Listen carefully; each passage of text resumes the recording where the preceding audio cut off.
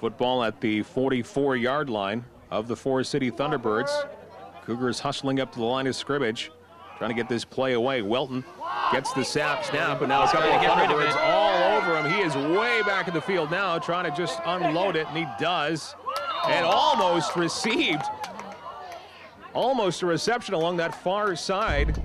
And Blaine Bayshard almost with a circus catch, and at first glance, it looked like he was shaken up a bit, but he looks to be okay. Oh, he's down on the ground right now. One of the trainers over on the other side of the field tending to him. Now Adrian Day over there taking a look at him as well.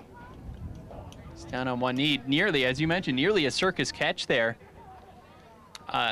For a moment, Zach Welton looked like he was just throwing that one away, and Bayshard was in the area, nearly came up with it. But it looked like as he hit the ground, the ball popped out. And Bayshard's now up. Looks like he's okay. He's walking off under his own power there behind the Forest City bench, making his way over to the Chatham-Kent Cougars bench. And now the Cougars getting set to punt here. Third and about 10. Clark Green back to punt.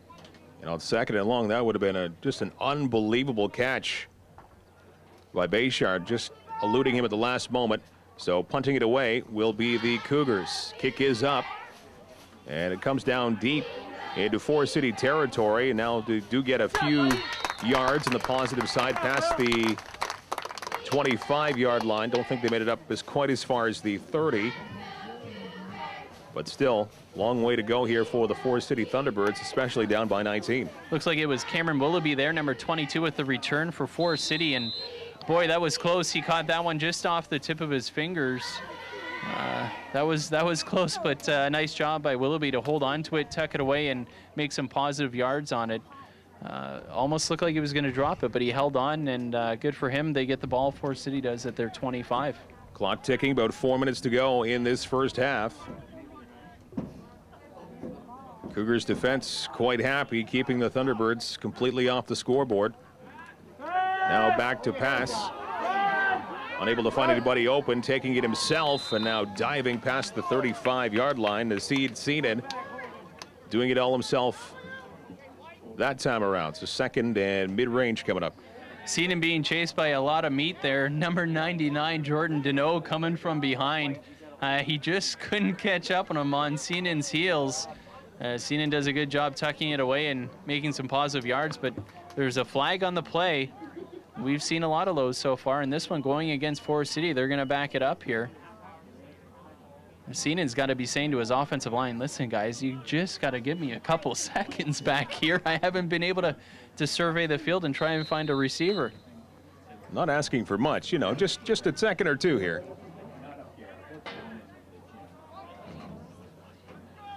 First down and 20 for the Thunderbirds. A lot of work to do here. Now a pass. It's intercepted by the Cougars. Could go in for 6. It is a pick 6 for the Chatham-Kent Cougars. What a great position for Graham Smith.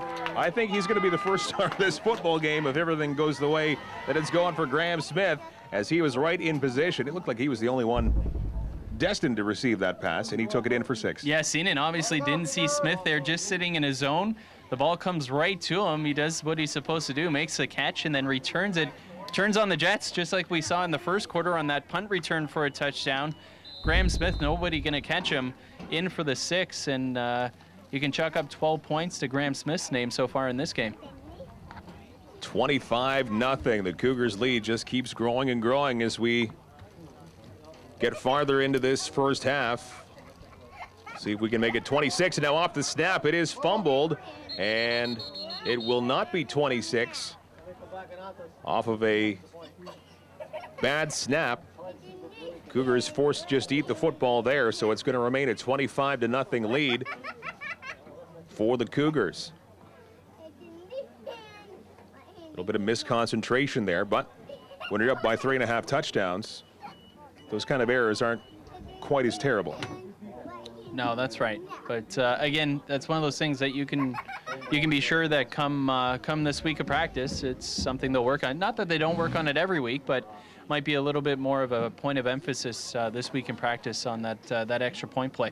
And you've always got a side play built in. So if there's a bad snap or whatever the case may be, somebody fumbles the snap, the hold, you've always got a call that the holder knows. He'll yell out fire or fox, and then that tells everybody on offense that the snap's been fumbled, and you have an alternate route to take so that you can try and get the 2 points. It's been a banner half of football here for the Cougars, up by 3.5 touchdowns, 25-0 off this kickoff. That goes well wide off to the left-hand side and out of bounds around the 38-yard line or thereabouts, right by the Forest City Thunderbirds sideline. And that's a planned play right there from the Cougars. What they're trying to do is they're looking for a hole on the receiving team's return team. So what they did was they said to Clark, okay, listen, kick it between the 40 and the 30, and if you run down and you're the last one to touch it, so if the Cougars right there, what they try to do, knock it out of bounds, if they do that, it's Cougars ball. So that was a set play by the Cougars running down the sideline. He tipped it out of bounds, but I think what the referees are saying is the ball was out of bounds before he actually tipped it out. So that's an automatic penalty against the Cougars. If you kick the ball out of bounds on the kickoff, it's a penalty against the kicking team, and you get the ball at the 40-yard line, and that's exactly what's happened here. Forest City gets the ball at the 40-yard line. A nice try there by the Cougars special teams to try and get possession of that ball, but just didn't work out. So now the Thunderbirds will try something, anything, to at least get on the scoreboard here, down by 25. 3:04 to go in this second quarter. A very pleasant evening at the Chatham-Kent Community Athletic Complex. Now a handoff up the middle, and the Cougars defense right there to snuff out that play.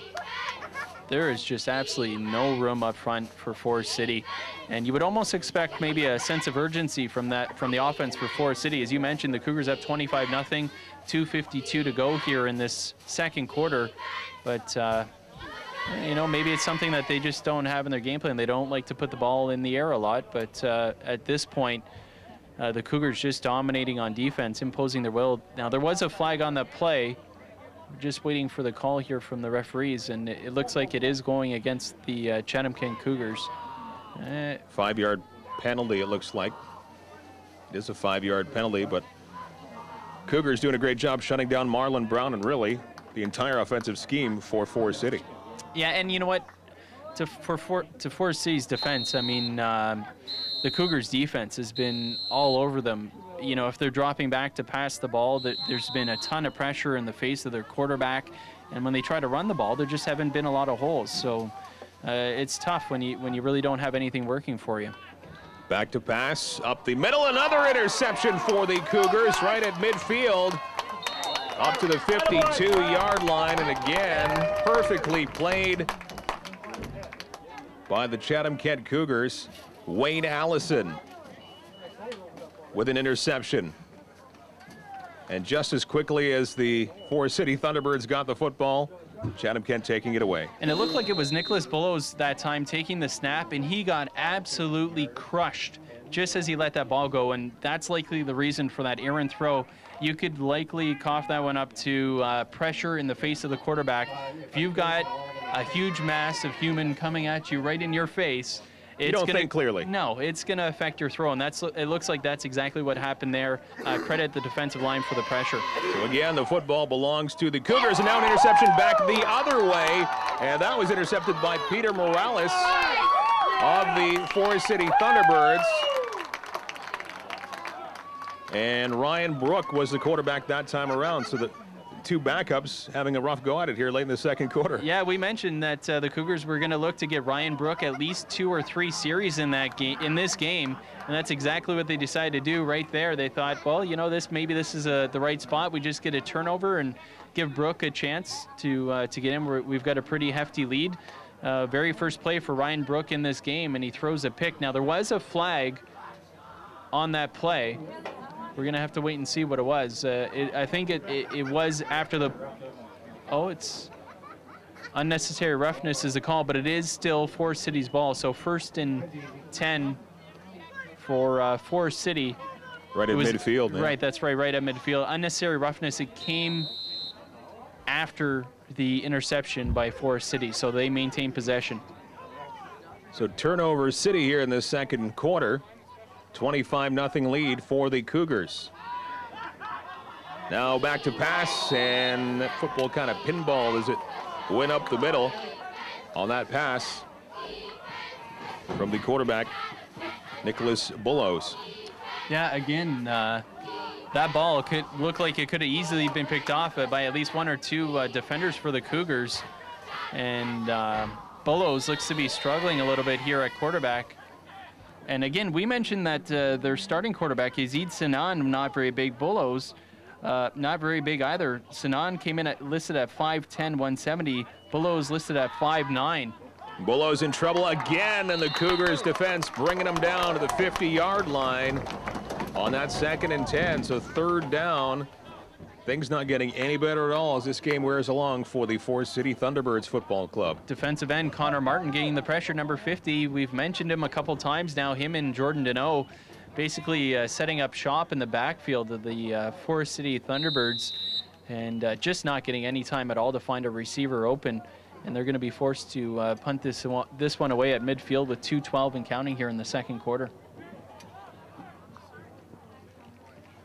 One-sided football game here through almost 30 minutes of play, as we are down 2 minutes to go in the second quarter. Now a high snap, and a punt does get away along that far side and eventually out of bounds near the Cougars bench. And that's a smart play. Now I think we might still, we have another flag on the field. We'll have to see. It's against the Cougars on this one here.